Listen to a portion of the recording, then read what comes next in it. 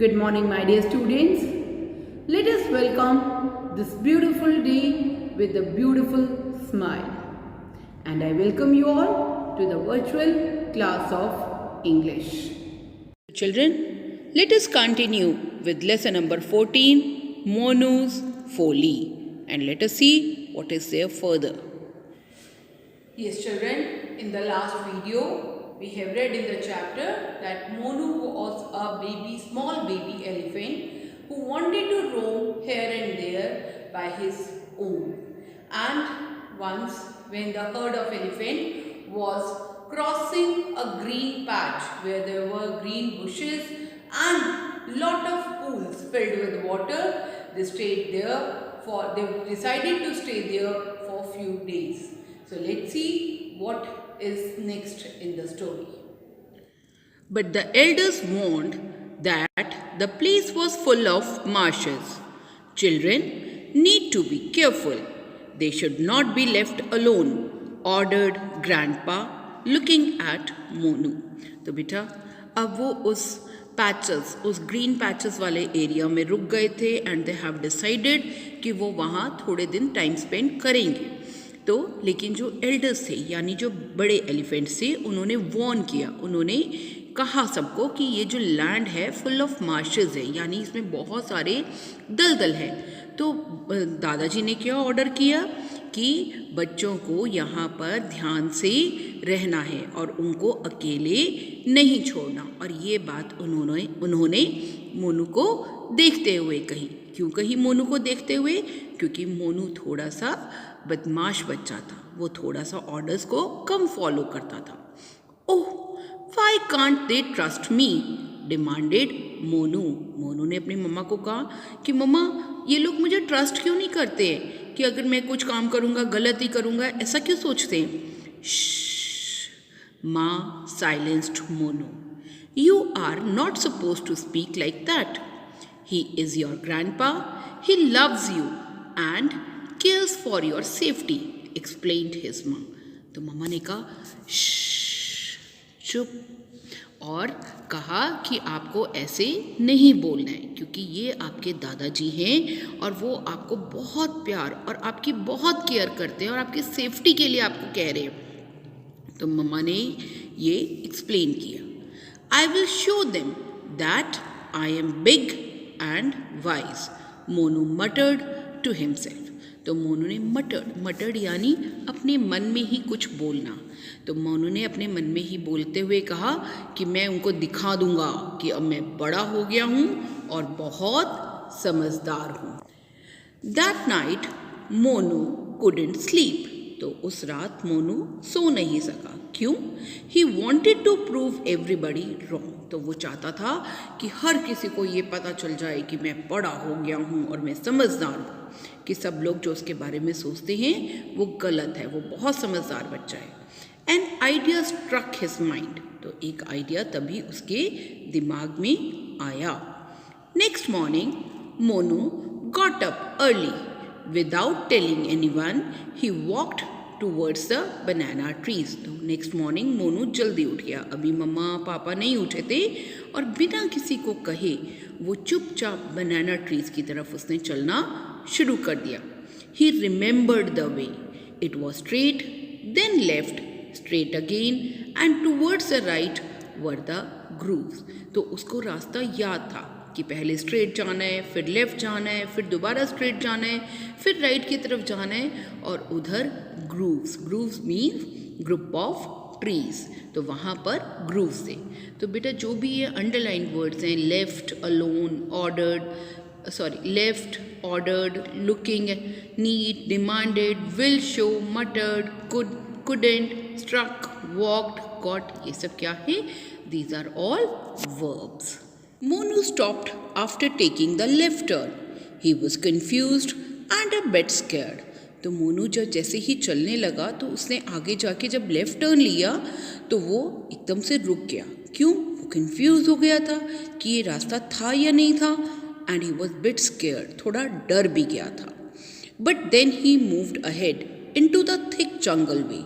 लेकिन फिर वो आगे चला जहाँ पर बहुत थिक जंगल यानी घना जंगल था.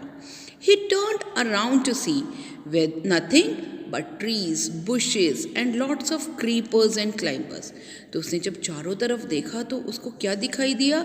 There were trees, पेड़ थे, bushes थी, बहुत सारे creepers. Creepers क्या होती है?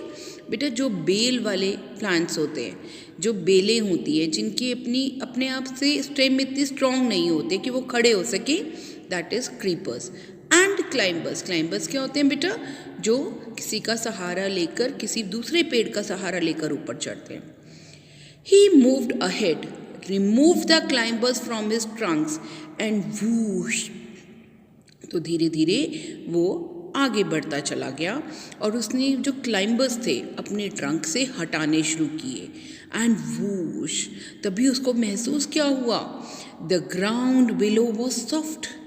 बेटा जमीन हार्ड होती है ना, लेकिन तभी उसको एहसास हुआ कि जो नीचे जमीन है वो तो बहुत सॉफ्ट है. He hurriedly took a step back but could not. उसने जल्दी से कोशिश की कि वो सॉफ्ट ज़मीन से हट जाए, लेकिन वो हट नहीं पाया. क्यों? क्योंकि जो ग्राउंड बिलो था that was not actually the ground, that was a Marsh. वो दलदल थी. The ground below was pulling him. जो उसके नीचे का ग्राउंड था वो उसको अपनी ओर खींच रहा था. The more he tried the more he sank. जितनी वो कोशिश करता ऊपर आने की, उतना ज़्यादा वो उसके अंदर सैंक यानी डूबता चला जाता. With half of his legs in a pool of mud, he cried out again and again and again. तो उसकी हाफ ऑफ जो लेग्स थी वो पूल में जो मड था, मिट्टी थी, दलदल थी, उसके अंदर धंस चुकी थी. देखिए बेटा पिक्चर में देखिए, बेबी एलिफेंट है ये मोनू, और इसकी लेग्स देखिए कितनी ज़्यादा मिट्टी के अंदर है. और उसने ज़ोर से चिल्लाया, help help, again and again, बार बार चिल्लाया. Suddenly he felt a rope tied around his body. तो अचानक उसने क्या फील किया कि एक रोप जो है, एक रस्सी है, उसकी बॉडी के चारों तरफ लगी हुई है. He felt as if he was being pulled up. उसने ऐसा महसूस किया कि जैसे कि कोई उसे ऊपर खींच रहा है. With blood and scratches all over, Monu just wept. अब बेटा कोई रस्सी से आपको बांध के खींचेगा तो it will not be a comfortable situation. तो जब उसका जो एलिफेंट्स होते हैं बेटा, उनका वजन भी ज़्यादा होता है. And as you have learned about the gravitational pull, तो जो अर्थ है वो अपनी तरफ खींचती है. अगर आप किसी हेवी चीज़ को दूसरी तरफ खींचेंगे तो आपको बहुत ज़्यादा ज़ोर लगाना पड़ेगा. अब और दलदल अपनी तरफ खींच रही थी और कोई उसे दूसरी तरफ खींच रहा था. उसमें सबसे ज़्यादा क्या होगा? अब वो जो रस्सी है मोनू के पेट के ऊपर टाइट हो जाएगी, और स्किन के ऊपर अगर कोई टाइट चीज़ होगी, स्पेशली रस्सी जैसा कुछ होगा, रोप जैसा होगा, तो ऑब्वियसली स्किन को हार्म पहुंचेगा और स्क्रैचेस लग जाएंगे. तो यही मोनू के साथ भी हुआ. उसकी बॉडी में से ब्लड आने लगा, स्क्रैचेस होने लगे और मोनू जस्ट रोने लगा, wept. He was left with no energy and fell down as soon as he was completely roped. Monu की अब अपने पास कोई एनर्जी नहीं रह गई थी और वो जैसे ही बाहर रस्सी से उसको completely खींच लिया, वो बस ग्राउंड के ऊपर गिर गया. टायर्ड, थका हुआ, हर्ट एंड स्केयर्ड. उसको चोट लगी हुई थी और वो डरा हुआ भी था. He saw that a team of men were taking care of him. तो उसने देखा कि एक लोगों की टीम उसकी देखभाल कर रही है. उन्होंने ही शायद उसको वहाँ से रेस्क्यू किया था या निकाला था. Tears poured down his face as he recalled what his mother had told him about baby elephants being captured and taken to the circus. अब आंसू से उसकी आंखों में से आंसू बहने लगे और उसको मम्मी की बातें याद आने लगी कि मम्मा क्या कहती थी कि बेबी एलिफेंट्स को सर्कस के लोग पकड़कर ले जाते हैं और फिर वहाँ पर उनको ट्रेनिंग देते हैं, मारते हैं, भूखा रखते हैं, ताकि वो अपने जो एक्शंस हैं वो लोगों को दिखा सके. He wept feeling sorry for himself. अब उसको रोना आ रहा था खुद के लिए. और खुद को ये बुरा भी लग रहा था कि क्यों उसने अपने बड़ों का कहना नहीं माना। He closed his eyes and went off to sleep. अब वो क्योंकि थका हुआ था, छोटा बच्चा था, चोट भी लगी हुई थी, उसको दर्द भी थी, तो वो उसने आंखें बंद की और चुपचाप वो सो गया। Monu did not know for how long he slept, but he felt his mother's touch and opened his eyes.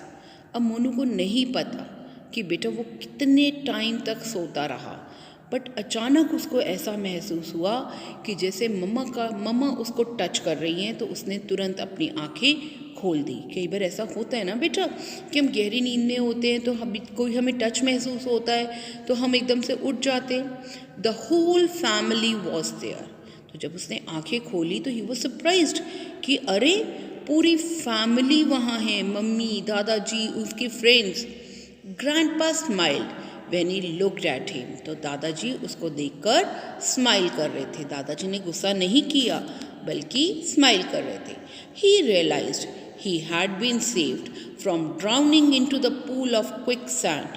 He remembered the men, but they were not to be seen. तब उसने रियलाइज़ किया कि उसको तो बचाया गया है। कैसे बचाया गया है? और वो जो मड का पूल था, यानी कि जो दलदल थी, उसमें डूबने से बचाया गया है। और उसको अब वो लोग याद आने लगे जो कि अब वहाँ पर दिखाई नहीं दे रहे थे। Then suddenly a vehicle stopped and the same men came towards him carrying boxes. तो अचानक एक व्हीकल आके रुका। व्हीकल यानी जीप भी हो सकती है या कार भी हो सकती है। एंड सम मैन, कुछ लोग उसमें उसको अपनी तरफ आते दिखाई दिए जिनके हाथों में कुछ बॉक्सेस थे। दे ड्रेस्ड हिज वूंड्स। उन्होंने उसकी जो वूंड्स यानी जख्म थे उनकी मरहम पट्टी की, उसके ऊपर बैंडेज की। Once their work was over they moved towards the vehicle. तो एक बार जब उनका काम ख़त्म हो गया, उन्होंने मोनू को दवाई दे दी, लगा दी, तो वो अपने व्हीकल की तरफ जाने लगे। Grandpa blew his trumpet and Monu's entire family went down on its knees to say thank you. तो ग्रैंडपा ने जोर से ट्रम्पेट ब्लो की, यानी कि अपनी ट्रंक उठाकर जोर से साउंड प्रोड्यूस की, और मोनू की पूरी फैमिली ने अपनी नीज पर बेंट करके उनको लोगों को थैंक यू बोला, क्योंकि उन्होंने मोनू की जान बचाई थी। The main laughed and waved goodbye and Monu learned the lesson of his life. The men जोर से हंसे कि हाँ जी, आपकी ग्रीटिंग्स हमें मिल गई, आपका थैंक यू मिल गया। एंड उन्होंने उनको वेव करके, हाथ हिलाकर गुड बाय कहा, और मोनू ने अपने जीवन का सबक सीखा। क्या सीखा? कि हमेशा बड़ों का कहना मानो। अगर वो कुछ कह रहे हैं तो हमारे भले के लिए कह रहे हैं, राइट चिल्ड्रन? तो उसको समझो। So this chapter was written by Mrs. Ritu Mittal. I hope children you have enjoyed the chapter. Read the chapter and underline these verbs, right? Let us revise the chapter through this animation. Monu's Folly. Monu, the baby elephant, was very naughty. He was roaming in the jungle with a herd of elephants. Monu was sticking with his mother. Oh, Ma, I am picking up. I can't walk like that under your belly. Young Monu would grumble. Look at Hira, Radha, Kosi, Chandni and others. See, they are walking on their own, talking to each other. It is so much fun. But they are older than you and not as naughty as you are. Ma replied. Why? What will happen to me? Nothing, I can assure you. See, our big family stays together, moves around in a herd. Who can harm me? Asked Monu. We are walking in a marshy jungle. I know where the marshes are, so I can protect you. What if you fall? Nobody will come to know and you will be gone, said Ma thoughtfully. The herd decided to halt for the day. As night fell, all the elephants went off to sleep. Next day, one by one, the elders went to the nearby pond for a bath. Monu's mother stood by his side, watching the rest play merrily. Monu got up from sleep and smiled to see everybody. He rose to join the gang. It was good fun. The herd then began to move about. The place seemed to be nice. The elephants decided to settle in this area for some time. But the elders warned that the place was full of marshes. Children need to be careful. They should not be left alone, ordered Grandpa, looking at Monu. That night, Monu couldn't sleep. He wanted to prove everybody wrong.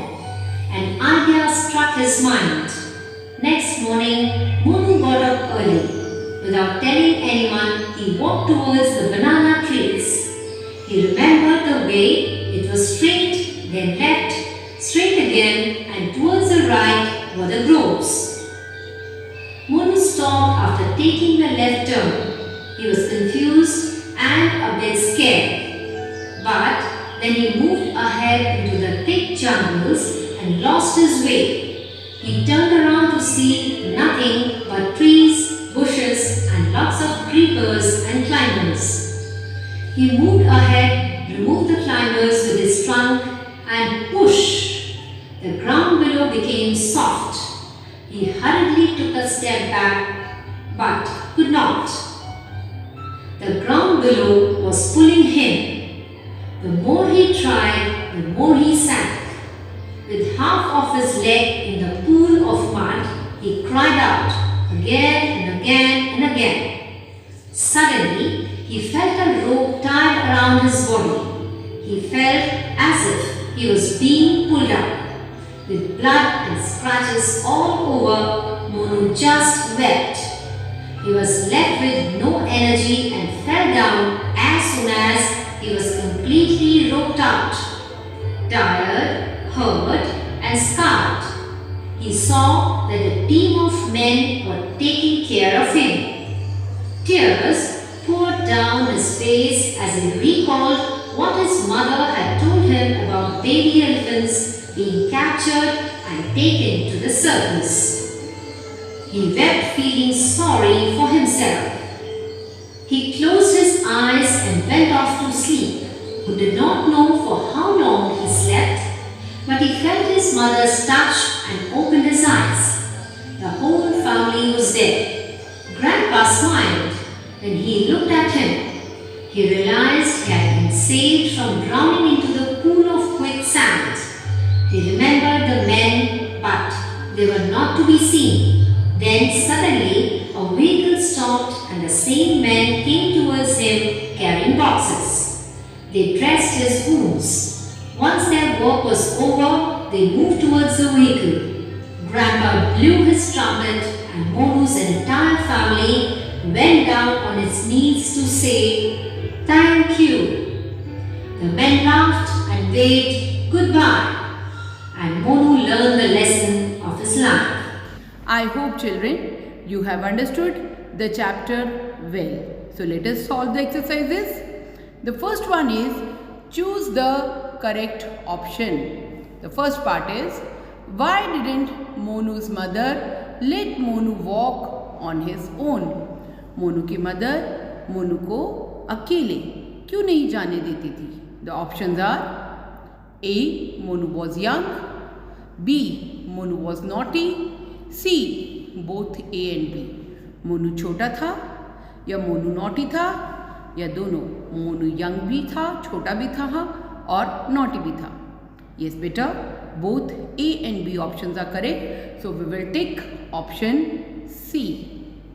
Second part is, who woke up the herd of elephants? किसने elephants के heard को उठाया?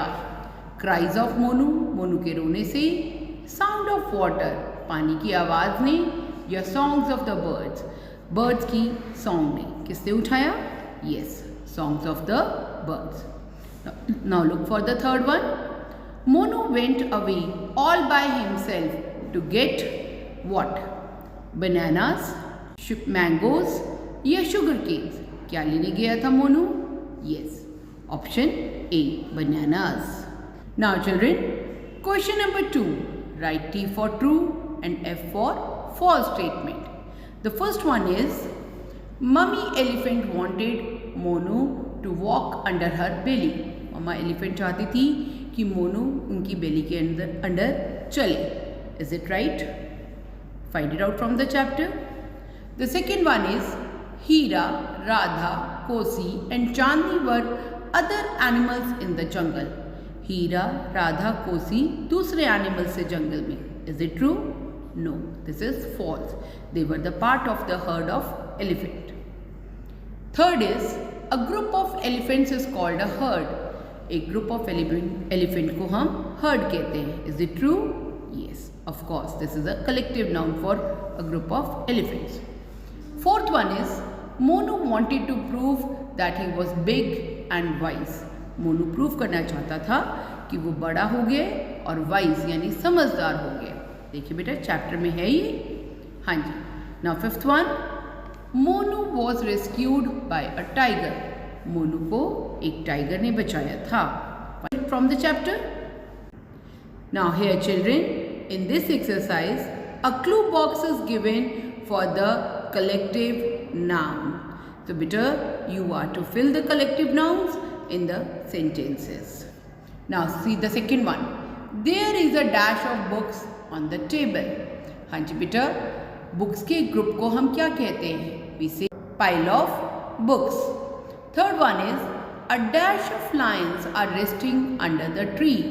बेटा line के group को हम क्या कहते हैं? We say pride. A pride of lions are resting under the tree. A dash of people are running in the marathon. तो एक जब मैराथन में लोग भागते हैं तो they run in a crowd. So we will say a mob of people. A mob of people are running in the marathon. So beta, rest you will try. You have already learnt about the collective nouns. Children, bye for now, but keep learning and smiling always.